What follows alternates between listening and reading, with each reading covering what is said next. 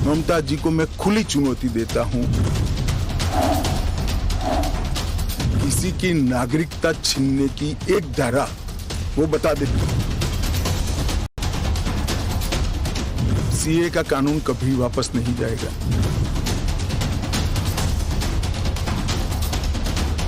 इसके साथ हम कोई कॉम्प्रोमाइज नहीं कर सकते।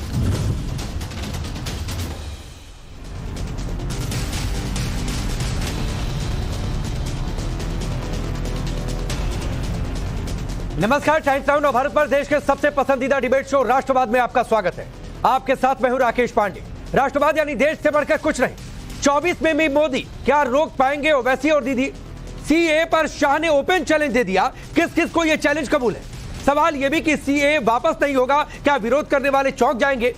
एमआईएम के मुखिया ओवैसी मोदी को तीसरे टर्म में पीएम नहीं बनने देने की बात करने लगे, लेकिन ये बातचीत करते करते अपने एजेंडे की चर्चा करते करते गोली वाली बात पर क्यों आ गए, आपको बताएंगे, इसकी चर्चा भी करेंगे। लेकिन पहले सीएए विरोध पर आज अमित शाह के जबरदस्त पलटवार की बात। गृह मंत्री अमित शाह ने आज दो टूक कह दिया कि सीएए कभी वापस नहीं होगा और इससे कोई भी समझौता किसी हाल में नहीं करेंगे। अमित शाह ने ममता बनर्जी को खुली चुनौती भी दे डाली। चुनौती की सीएए में एक धारा दिखाएं जिससे किसी की नागरिकता जा रही हो। लगे हाथ अमित शाह ने ममता बनर्जी को नसीहत भी दी, और नसीहत ये कि राजनीति की जगह राज्य में घुसपैठ रोकने पर उन्हें ध्यान केंद्रित करना चाहिए था। सबसे पहले सुनिए अमित शाह को। बांग्लादेश से जो बंगाली हिंदू आए हैं, इनको नागरिकता देने के लिए एक कानून है। ममता जी को मैं खुली चुनौती देता हूं, इस कानून की धारा में से किसी की नागरिकता छीनने की एक धारा वो बता दे सार्वजनिक रूप से। वो खौफ पैदा कर रही है, हिंदू और मुसलमानों के बीच में विखवाद कराना चाहती है, अपनी वोट बैंक का कंसोलिडेशन करना चाहती है। ममता जी, इसको मत रोकिए, करने जैसा काम है घुसपैठ रोकिए। हमारे संविधान के अनुच्छेद 11 में संसद ने नागरिकता के बारे में कानून बनाने का अधिकार केवल और केवल भारत की संसद को दिया गया है। एक केंद्र का विषय है, केंद्र और राज्यों का साझा विषय नहीं है। सीए का कानून कभी वापस नहीं जाएगा और भारत की नागरिकता सुनिश्चित करना ये भारत का विषय है, भारत की संप्रभुता का निर्णय है। इसके साथ हम कोई कॉम्प्रोमाइज नहीं कर सकते। अमित शाह को आपने सुना। अमित शाह ने दो टूक कह दिया कि तुष्टीकरण के चलते सीए को लेकर उलझुल बयान दिए जा रहे हैं, यह कानून कभी वापस नहीं होने वाला है। उधर ओवैसी ने आज अलग मोर्चा खोल दिया। ओवैसी ने अपने एजेंडे के बारे में बातचीत की और उन्होंने कहा कि वो किसी भी हाल में मोदी को तीसरी बार पीएम नहीं बनने देंगे, ये उनके एजेंडे में है। ओवैसी ने कहा कि सीएए संविधान के खिलाफ है। ओवैसी ये भी कहते दिखे कि उनका एजेंडा है कि देश में बहुसंख्यकों की राजनीति ना चले, लेकिन बातों बातों में ओवैसी भी तुष्टीकरण वाले रास्ते पर आ गए। सुनिए। मेरा एजेंडा यह है कि तीसरी मर्तबा देश के प्रधानमंत्री नरेंद्र मोदी ना बने। मेरा एजेंडा यह है कि सीएए कानून के खिलाफ हमने बिल को फाड़ा, ये संविधान के खिलाफ है। मेरा एजेंडा यह है कि देश में मेजॉरिटेरियन पॉलिटिक्स ना चले। मेरा एजेंडा यह है कि देश में भाईचारगी रहे, बीजेपी उसके खिलाफ है। मेरा एजेंडा यह है कि देश में किसी का नाम की बुनियाद पर घर ना तोड़ा जाए, ना उसको गोली मारी जाए। ये मेरा एजेंडा है। मेजॉरिटी की पॉलिटिक्स ना चले, गोली ना चले, उनकी जुबान गोली तक आ गई। लेकिन इस बीच सीए को लेकर हो रही राजनीति से इतर पाकिस्तान से आए हिंदू शरणार्थियों के कैंप में खुशी का माहौल है। हिंदू शरणार्थी मोदी सरकार को भर भर कर दुआएं दे रहे हैं। आज केजरीवाल के घर के बाहर पहुंच गए विरोध प्रदर्शन भी करने के लिए। सुनिए उन्होंने क्या कुछ कहा। हम अपना धर्म बचाने के लिए यहाँ आए हैं। हमें जो न्याय मिल रहा है उनके लिए तो लोगों ने कितना बवाल खड़ा किया है। हम इतने खुश हैं, हमें मृतक के शरीर में प्राण आ गए। हमारे देश के प्रधानमंत्री को मैं दिल से, भावना से और अच्छा से कहता हूँ, उनकी और आयु बढ़े और आयु बढ़े, जो उनको, इन लोगों को सीने से लगा। चलिए वो सवाल आपके सामने रखता हूं जिनके इर्द गिर्द आज की चर्चा आगे बढ़ेगी। सवाल पहला यह कि 24 में भी मोदी क्या रोक पाएंगे ओवैसी और दीदी? सीए पर अमित शाह का ओपन चैलेंज किस किस को कबूल है? सवाल यह भी कि सीए वापस नहीं होगा, विरोध करने वाले क्या चौंक जाएंगे? एजेंडा मोदी विरोध का, फिर गोली वाली बात क्यों भाई? चलिए आपका परिचय आज के मेहमानों से करवाता हूं।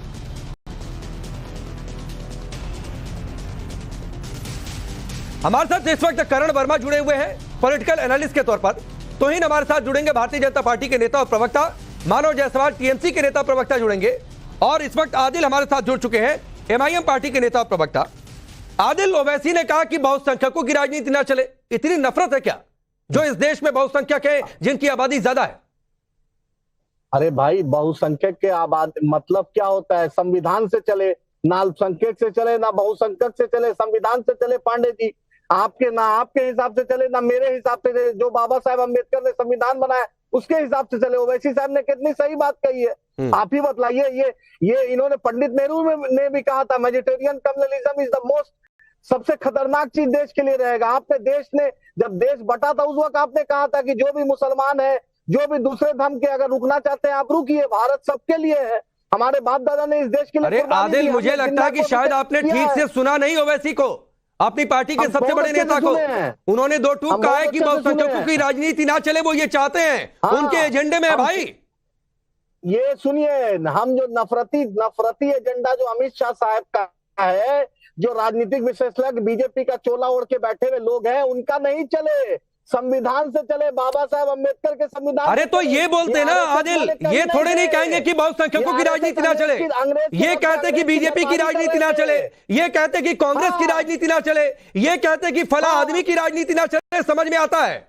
लेकिन सीधे तौर पर बहुसंख्यक टारगेट पर कि बहुसंख्यकों की राजनीति ना चले।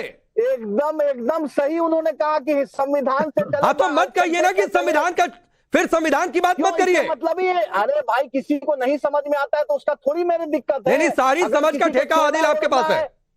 सुनिए, अरे भैया, किसी को मोदी जी बोलते हैं एक हाथ में कुरान हो, एक हाथ में कंप्यूटर हो। मोमा का स्कॉलरशिप बंद कर दिए, एएमयू किशनगंज सीमांचल का इसको पैसा बंद कर दिए, एएमयू जामिया का माइनॉरिटी का बजट कम कर दिए, मिनिस्ट्री ऑफ माइनॉरिटी अफेयर का बजट कम कर दिए, मिनिस्ट्री ऑफ पीएचडी जो बच्चा करता था जीआरएफ का स्कॉलरशिप कम कर दिए, प्री मैट्रिक का स्कॉलरशिप। अरे सुनिए आदिल, ये सब गिनाएंगे तो तोहिन यहाँ पर बैठे हैं। माइनॉरिटीज के लिए सरकार ने कितना खर्चा किया वो भी गिनवा देंगे। मेरा सवाल ये नहीं था, मेरा सवाल ये था कि मेजॉरिटी से नफरत है क्या आपको, आपकी पार्टी को, आपकी पार्टी के नेता को? सुनिए, मेरे तो जितना, हम तो चाहते हैं कि राकेश पांडे जैसे पढ़े लिखे समझदार मेरे पार्टी में आए और हम अपने पार्टी से अमित शाह के खिलाफ चुनाव। ना भैया, आदिल माफ करिए, आपकी पॉलिटिक्स आपको मुबारक। इस्तकबाल है आदिल, आपकी पॉलिटिक्स आपको मुबारक है। ना तो मुझे राजनीति में आना है और ना तो मुझसे ऐसी बातें करिए। मैं जहां हूं बहुत खुश हूं और मैं उन लोगों में से भी नहीं हूं कि मैं कह दूं और मैं चला हूं कल को। आप बहुत ही तो ये डिरेल, राकेश भाई, ना, ये मक्खन वाली बात मत करिए भाई। ये सब मेरी तारीफ करने के लिए आपको नहीं बुलाया। मेरा सवाल फिर भी यही था कि मेजॉरिटी से नफरत है क्या, और देश की बुनियाद में किसी का नाम देखकर गोली चलती है क्या घर में? एकदम इस देश में नहीं है। मेजोरिटी कम्युनलिज्म एक सच्चाई है। अच्छा। जो नमाज पढ़ रहा उसको लात मारा गया। अच्छा। और आपने देखा कांवड़िया को फूल बरसाया जा रहा है। चलिए, आपने देखा 22 तोहिन सिन्हा आदिल एक नया टर्म आज लेकर आए हैं, मेजॉरिटी कम्युनलिज्म। एक नया टर्म लेकर आए हैं आदिल आज इस शो में। देखिए राकेश जी, देश संविधान से चलेगा, ना तुहिन सिन्हा से चलेगा, ना किसी से चलेगा। देखिए राकेश जी, जिन लोगों ने आज से 100 वर्ष पहले जो लोग हिंदुओं पे प्रताड़ना करते थे, आज के हैदराबाद और डेक्कन के क्षेत्र में, अरे भाई, हिंदू को लाखों की, बीच में मत बोलिए, लाखों की तादाद में जिन्होंने हिंदुओं को मारा है। और मल्लिकार्जुन खड़गे जी स्वयं ये बोल चुके हैं। मलिक, अब इनको शांत करिए। आदिल प्लीज। आदिल, पहला जवाब है आपको। तोहिन सिन्हा बड़े धैर्य से सुन रहे थे, आप भी उनको सुन लीजिए प्लीज, बीच में नहीं। आदिल मेरी रिक्वेस्ट है भाई, आदिल मेरी रिक्वेस्ट है भाई, रुक जाइए। किसी मुसलमान ने नहीं रोका। अरे रुकिए भाई, रुकिए। अभी आप मुझे बड़ा अच्छा बता रहे थे, बात भी नहीं मानेंगे। फिर थोड़ी देर बाद कहूंगा कि फेडर डाउन हो जाए तो आपको बुरा लगेगा, तो रुक जाइए, सुनिए, बारी बारी से सुन लीजिए। अभी सिर्फ तोहिन सिन्हा की आवाज होने जा रही है। देखिए, मल्लिकार्जुन खड़गे जी ने ये स्वयं बयान दिया था किस तरह से 1948 में उनके परिवार के लोगों ने हत्या की थी, उनके परिवार वालों की, रज़ाकारों ने। तो मुझे कोई इतिहास को दोहराने का शौक नहीं है, लेकिन ऐसे लोगों को जिन्होंने हमेशा हिंदुओं को अपने देश में ही प्रताड़ित किया है, ऐसे लोगों को कभी समझ में नहीं आएगा विस्थापित हिंदुओं का दर्द, विस्थापित माइनॉरिटीज का दर्द, जिन्हें पाकिस्तान, बांग्लादेश और अफगानिस्तान से पिछले कई दशकों से भगाया जा रहा है। अभी 2 वर्ष पहले हमने देखा किस तरह से बांग्लादेश में दुर्गा पूजा पंडाल्स पर अटैक हुए, वहां पे लोगों को मारा जा रहा था। ये हमारा सिविलाइजेशनल ड्यूटी बनता है, ये हमारा सभ्यतागत दायित्व बनता है कि हम उन्हें संरक्षण दें। और ये नागरिकता जो है, देखिए ये लोग जितनी भी ऑब्जेक्शन करें, इनको ये समझ में नहीं आया अभी तक, ये नागरिकता का विषय वो केंद्र का विषय है और ये प्रोटेस्ट करते रहे। जिस तरह आर्टिकल 370 के एब्रोगेशन के बाद इनका प्रोटेस्ट निरर्थक था, उसी प्रकार सीए के विषय पर भी इनका प्रोटेस्ट निरर्थक रहेगा।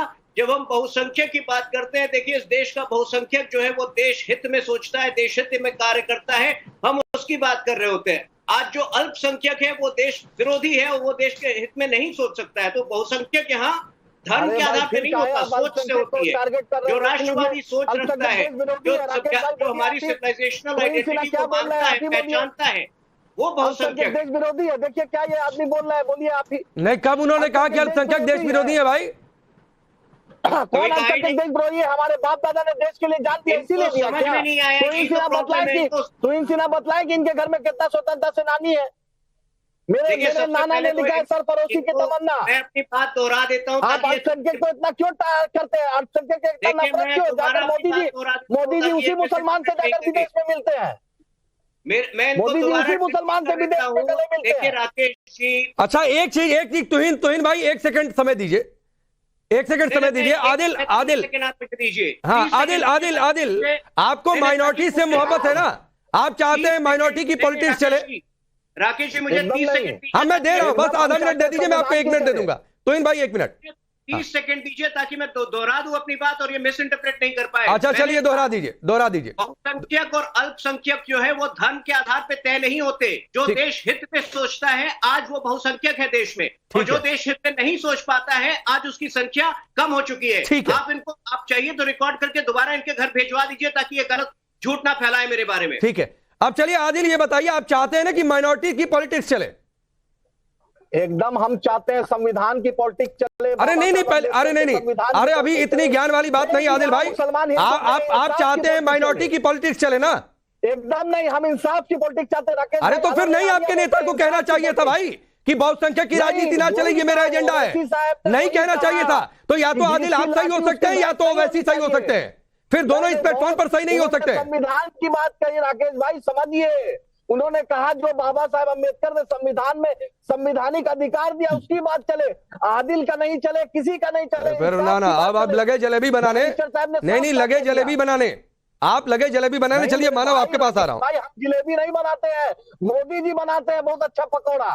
ठीक है, मानव जय सवाल, राज्य में घुसपैठ आप रोक नहीं पा रहे, इनफिल्ट्रेशन रोक नहीं पा रहे। ममता बनर्जी का एक पुराना बयान है, आपको अच्छे तरीके से पता होगा, कहेंगे तो चलवा भी दूंगा, कि जब वो सत्ता में नहीं थी, लेफ्ट के खिलाफ लड़ रही थी, तो इन्हीं रोहिंग्याओं के खिलाफ, शरणार्थियों के खिलाफ किस तरीके से उन्होंने, जो घुसपैठी हैं, शरणार्थी तो नहीं कहूंगा, लेकिन जो घुसपैठी हैं उनके खिलाफ उन्होंने किस तरीके से मोर्चा खोल रखा था। लेकिन आज सब कबूल है भाई। राजेश भाई, पहले तो आपके माध्यम से सभी को मेरा बहुत बहुत नमस्कार है। बड़ा अच्छा लगता है कि आप ममता बनर्जी से प्रश्न पूछते हैं। आपको उम्मीद है, आपको यकीन है कि ममता बनर्जी ही सब कुछ कर सकती है।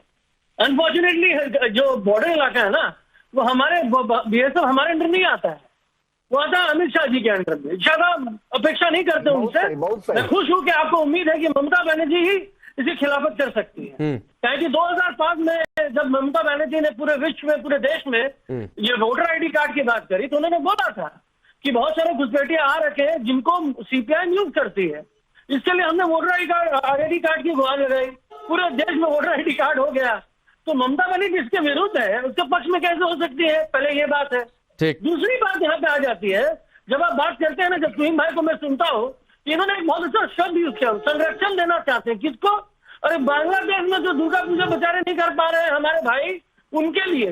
भैया ये मणिपुर भारत का हिस्सा है, पहले उनकी औरतों को संरक्षण दीजिए, ज्यादा दूर मत जाइए। जंतर मंतर में जब हमारी रेसलर्स बेटियां खड़ी थी, उनको संरक्षण देने की कोशिश करी, वो भी भाजपाई नेताओं से, सांसदों से। ये सब आप मत करिए, संरक्षण क्षेत्र आपको सूट नहीं करता है। अच्छा, हमारा जो देश है ना बहुत सुरक्षित है, लेकिन आप उसको। अब मानव भाई एक बात बता दीजिए, मानव भाई एक बात बताइए, आपने कहा कि बॉर्डर केंद्र सरकार का सब्जेक्ट है।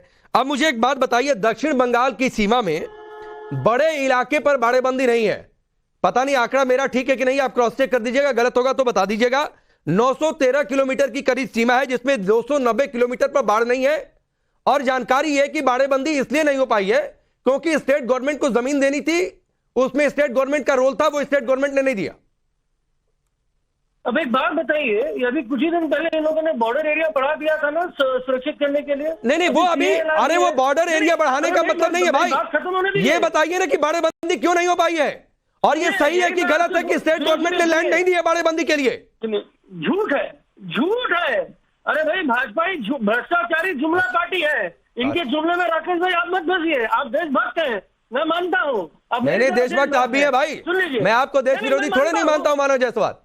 अरे आप देशभक्त हैं तो हम भी हैं। अरे तो आप भी है भाई, सबको ही देशभक्त है। अरे यहाँ मैं अपने पैनल पर किसी देश विरोधी को नहीं बुलाता हूँ, ये बात बहुत क्लियर रखिएगा।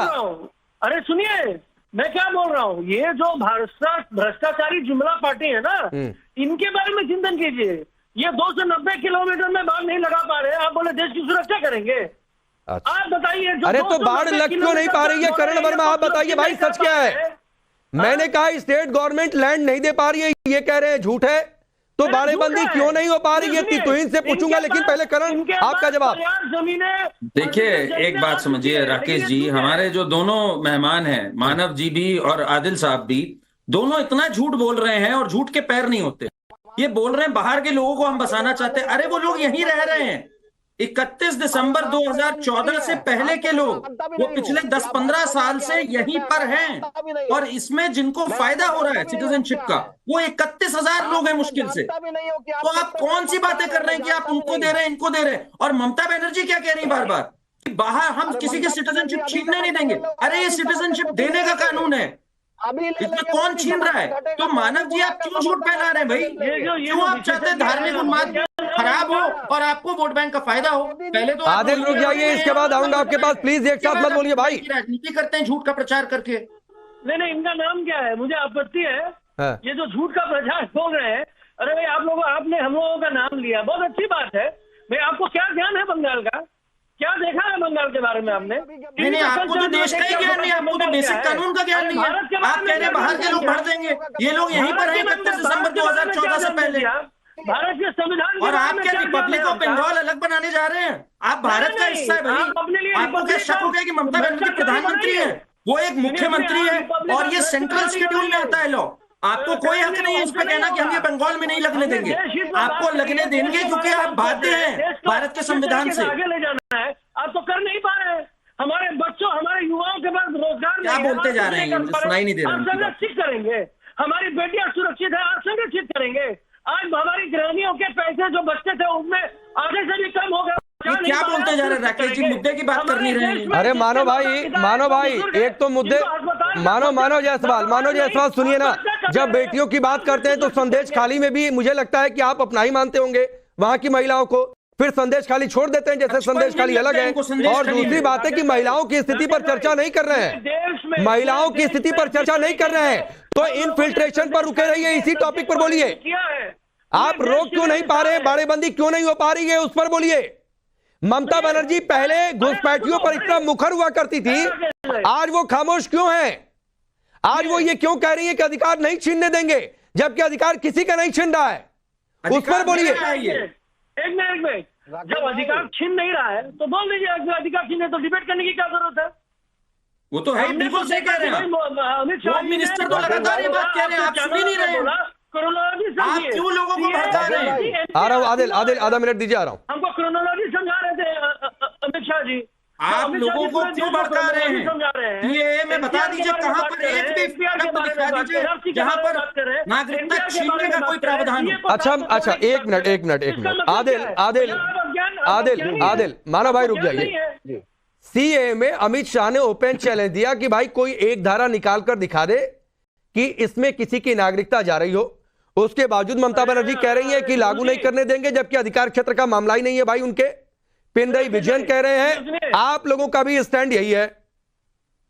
सुनिए, अच्छा मेरा एक चीज समझ में नहीं आ रहा है कि सिर्फ ममता बनर्जी का ले रहे हैं, आसाम में इतना बड़ा प्रोटेस्ट हो रहा है, त्रिपुरा में हो रहा है। मानो भाई रुक जाइए, आदिल से सवाल है, आदिल बोलिए। लद्दाख में प्रोटेस्ट हो रहा है, उस पर क्यों नहीं दिख रहा है? लद्दाख का प्रोटेस्ट क्यों नहीं दिख रहा है? सिर्फ बंगाल का क्यों दिख रहा है? आसाम का प्रोटेस्ट भी कभी दिखला दीजिए। ये तो सिर्फ एक बंगाल का प्रोटेस्ट नहीं हो रहा है। और आपने अभी फेंसिंग की बात की, तो सुप्रीम कोर्ट क्यों नहीं चले गए? ममता सरकार को क्यों नहीं गिरा दिया? प्रेसिडेंट रूल लगा दिया कि फेंसिंग नहीं होने दे रहे हैं। अमित शाह साहब इतनी बड़ी बड़ी बात, होम मिनिस्टर है देश के, बड़ा बड़ा कानून लाते हैं और फेंसिंग पर वो झूठ बोल रहे हैं। मोदी जी ने आज तक नहीं बोला कि फेंसिंग नहीं हुआ है। और राजस्थान का लॉ मिनिस्टर अपने बेटा को डबल एजी बना दे रहा है, उस पर मोदी जी कुछ नहीं बोल रहे हैं। भाजपा का राजस्थान का लॉ मिनिस्टर अपने बेटा को डबल एजी बना दिया, उस पर कुछ नहीं बोल रहा है मोदी जी। क्या परिवारवाद में अलाउ है क्या भाजपा सरकार में? बताइए राकेश भाई, पूछिए तो इन सिन्हा से। राजस्थान का लॉ मिनिस्टर अपने बेटा को डबल एजी बना दिया है और भाई सरकार, अरे सुनिए ना आदिल, नहीं होने दे आदिल हम परिवारवाद पर चर्चा कर रहे हैं क्या? आपको टॉपिक बताया जाता है ना भाई, तो रुके रहिए ना उस टॉपिक पर, क्यों नहीं गए? उस पर भी डिबेट हो जाएगी कभी आप चाहेंगे तो, लेकिन आज उस पर चर्चा नहीं हो रही है। आज उस पर चर्चा नहीं हो रही है। मैं फिर पूछ रहा हूं कि ओवैसी चाहते हैं कि मेजॉरिटी की पॉलिटिक्स ना चले, माइनॉरिटी की पॉलिटिक्स चले। तो जो आस पड़ोस के देशों के जो माइनॉरिटीज वहां धर्म के आधार पर प्रताड़ित हैं, उनकी चिंता नहीं होती है माइनॉरिटीज के नाम पर, या फिर माइनॉरिटीज के नाम पर सिर्फ एक ही धर्म नजर आता है? सुनिए, मुझे भारत की चिंता है, मुझे भारतीय की चिंता है, मुझे किसान की चिंता है, मुझे युवाओं की चिंता है, मुझे दलितों की चिंता है, मुझे आदिवासियों की चिंता है, मुझे हर भारतीय की चिंता है। मैं मोदी जी की तरह, अमित शाह जी की तरह मक्कारी नहीं करता हूं। जो किसान घुस नहीं रहा है और आज अरविंद केजरीवाल के घर के बाहर आपने ड्रामा किया, मैं भारतीय किसान के साथ हूं। मैं आदिल, मुझे लग रहा है ना कि आज आप एमआईएम को छोड़कर टीएमसी के भी प्रवक्ता बन रहे हैं, आम आदमी पार्टी के भी प्रवक्ता बन रहे हैं। मैं भारत के संविधान, नहीं, आप टीएमसी के भी प्रवक्ता बन रहे हैं, आम आदमी पार्टी के भी प्रवक्ता बन रहे हैं। ओवैसी ने क्या कहा उस पर नहीं बोलेंगे, बाकी सब पर बोल देंगे। तो इन सिन्हा इनको जवाब दीजिए। मैं बाबा साहब अम्बेडकर का प्रवक्ता हूं, मैं भारत के संविधान का स्पष्ट दिख रहा है कि सारे लोग जो है बौखला गए हैं। आज सीए का विरोध वही लोग कर रहे हैं इस देश के अंदर जो देश के हर डिस्ट्रिक्ट में एक संदेश खाली खड़ा करना चाहते हैं, बाकी कोई विरोध नहीं कर रहा है। संदेश खाली ये जो अरविंद केजरीवाल बोल रहे हैं कि अपराध बढ़ेगा, अरे अपराध तो तब बढ़ता है जब आप ताहिर हुसैन जैसे आतंकवादी को अपनी पार्टी में काउंसलर बनाते हैं। अपराध तब बढ़ता है जब आप शेख शाहजहां को आप एक बड़ा लीडर बनाते हैं और वो पार्टी के ऑफिस के अंदर महिलाओं की प्रताड़ना करता है। तो देखिए किस प्रकार से ये लोग जो है ध्यान भटकाने के लिए, झूठ फैलाने के लिए, और जैसा कि मेरे मित्र ने कहा, करण वर्मा ने, अरे 2014 से पहले ये सारे विस्थापित लोग, ये सारे शरणार्थी भारत में आ चुके हैं। ये कट ऑफ डेट तो पढ़ लेते, अगर इनको लॉ की समझ नहीं है, नहीं समझ पाए पूरी बात, तो कम से कम कट ऑफ डेट। मानव जायसवाल, आपका रिप्लाई 20 सेकंड सिर्फ। मेरे पास डिग्री।